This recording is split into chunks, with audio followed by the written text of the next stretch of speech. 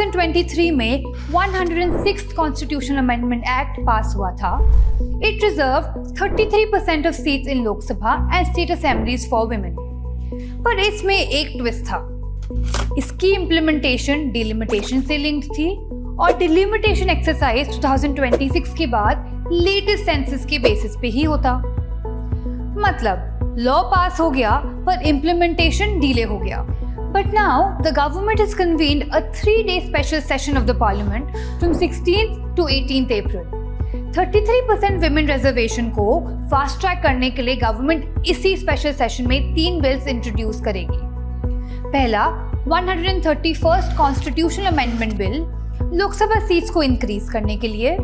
दूसरा delimitation bill delimitation का पूरा फ्रेमवर्क चेंज करने के लिए. और तीसरा union territories laws amendment bill. ये सारे चेंजेस पुडुचेरी, दिल्ली और जम्मू एंड कश्मीर में इम्प्लीमेंट करने के लिए. अब एक एक करके ये सारे चेंजेस समझते हैं. पहला प्रपोज्ड चेंज है लोकसभा की स्ट्रेंथ में. Article 81 outlines the composition of the Lok Sabha. 131st constitutional amendment bill proposes an increase in the Lok Sabha strength from current 543 to 850 seats. इसमें से 815 सीट्स होंगी स्टेट्स की और 35 होगी यूनियन टेरिटरीज की. मतलब ज्यादा रिप्रेजेंटेशन पर छोटी कॉन्स्टिट्यूएंसी. अब दूसरा प्रपोज्ड चेंज है डिलिमिटेशन फ्रेमवर्क में. आर्टिकल 82 कहता है कि हर सेंसस के बाद डिलिमिटेशन होना जरूरी है. बट अब बिल क्या कहता है? अब से डिलिमिटेशन ऑटोमेटिकली हर 10 साल में सेंसस के बाद नहीं होगा. जब भी पार्लियामेंट लॉ पास करेगी तभी होगा. सिर्फ यही नहीं, गवर्नमेंट डिसाइड करेगी कि डिलिमिटेशन कौन सी पॉपुलेशन डेटा के बेसिस पर होगा.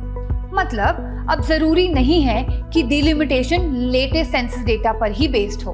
मतलब अब एग्जीक्यूटिव डिसाइड करेगी date and data for delimitation. अब इसका डायरेक्ट इम्प्लीकेशन क्या है?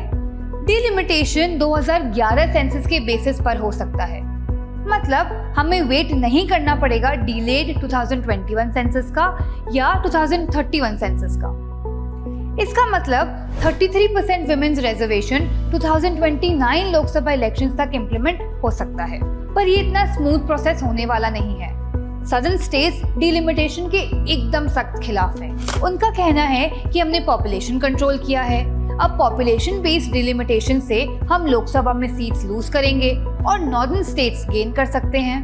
अब इस पर होम मिनिस्टर अमित शाह ने बोला है कि सदर्न स्टेट्स को डिसएडवांटेज नहीं होगा.